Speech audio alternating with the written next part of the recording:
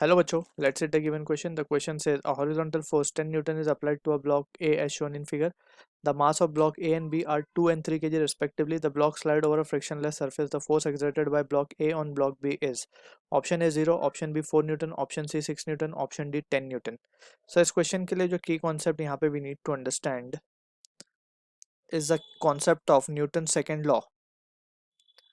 Newton's second law, which is also known as the law of momentum. It is given by the expression F equal to, that is net force acting on the body is mass time acceleration. And also यहाँ पे हम use करेंगे the concept of FBD, that is a free body diagram. ठीक है, तो अब हम बात करते हैं. लेट्स सपोज हमें फाइंड करना the force exerted by block A on block B. ठीक, तो हम पहले क्या करते हैं, FBD बना लेते हैं ब्लॉक ए के लिए.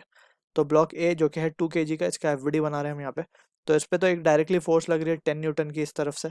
ठीक है, अब ब्लॉक बी पे we can see block B A जो है बी के ऊपर एक नॉर्मल रिएक्शन लगाएगा एंड बी ए के ऊपर एक नॉर्मल रिएक्शन लगाएगा.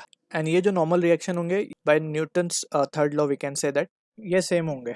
तो यहाँ पे वो नॉर्मल रिएक्शन को मान लेते हैं N. So this is what the normal reaction we need to calculate, the force exerted by block A on block B. यही हमें यहाँ पे कैलकुलेट करनी है. ठीक है, ये हो गई बात. And the surface is frictionless. ठीक है, सो यहाँ पे हम देख सकते हैं कि ये वैल्यू, इस पे अगर हम Newton's first law second law apply करें, so we can write net force is mass time acceleration. ठीक है, अब सबसे पहले तो हम एक्सेलरेशन ऑफ द सिस्टम निकाल सकते हैं. पूरे सिस्टम को अगर हम इस 2 kg प्लस 3 kg को एक सिस्टम मान ले, तो acceleration of the system will be, so it will be just the total force जो कि है 10 Newton on the system and total mass is 5. सो ये हो जाएगा हमारे पास 2 मीटर पर सेकेंड का स्क्वायर. ठीक है, तो इस तरीके से हम डायरेक्टली एक्सेलरेशन निकाल सकते हैं. ठीक है, सो अब हम यहाँ पे डायरेक्टली अप्लाई कर सकते हैं इसको. सो हम यहाँ पे लिख सकते हैं net force that is acceleration हमें मिल चुका है. तो 10 minus of n, that is the normal reaction जो हमें फाइंड करना है, will be equal to mass time the acceleration.